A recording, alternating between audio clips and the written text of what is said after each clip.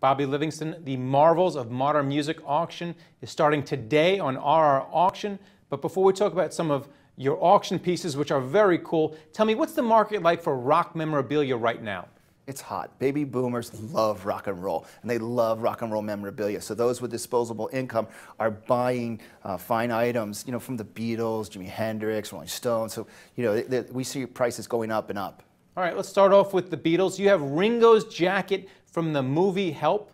Very, very cool. So tell me about the quality of this piece and how much you think it might go for. Well, it's an amazing jacket.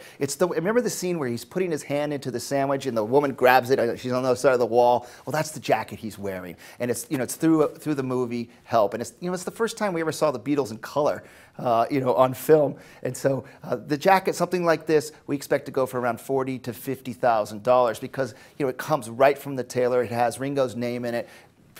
Totally authenticated, so it's a fine piece, a great investment. And you also have some letters from Jim Morrison from Paris, where he eventually died. Tell me about these pieces, how much you think they might go for.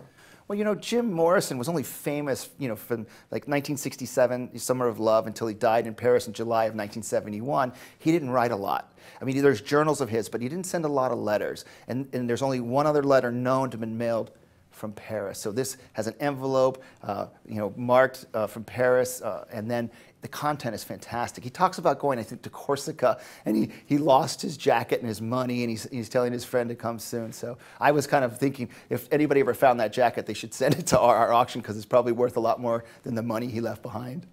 Well, two other rock stars that tragically died young were Janis Joplin and Jimi Hendrix. You have signatures of theirs on albums. Can you talk about what that means?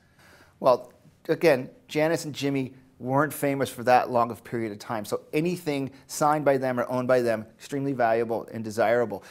I think it's really neat. We have this photo of Janis Joplin that was being handed out by her management company. On it, it's basically Albert Grossman. The photo was taken 2 weeks after Woodstock, and she signed it boldly on the photo. It's probably the best Janis Joplin photo I've ever seen. So that we expect to get a real high price for, because you just can't get Janis. The other thing that we have that's super rare is a signed copy of Axis Bold of Love. But it's signed in the gatefold by all three, but a beautiful Jimi Hendrix signature. So again, something like that's probably worth $20,000 because you just can't get a signed album of Jimi Hendrix. And then finally, we started off with the British Invasion and the Beatles, but you also have a lot of punk rock memorabilia, most notably a lot of Ramones stuff. Can you talk about how the punk generation and those prices are holding up versus the British Invasion?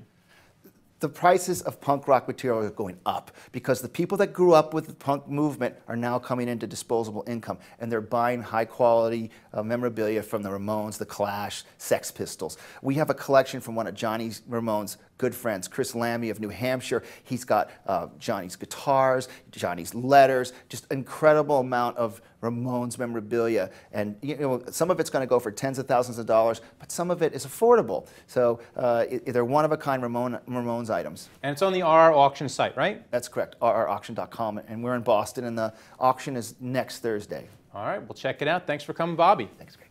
Thank you for watching The Street.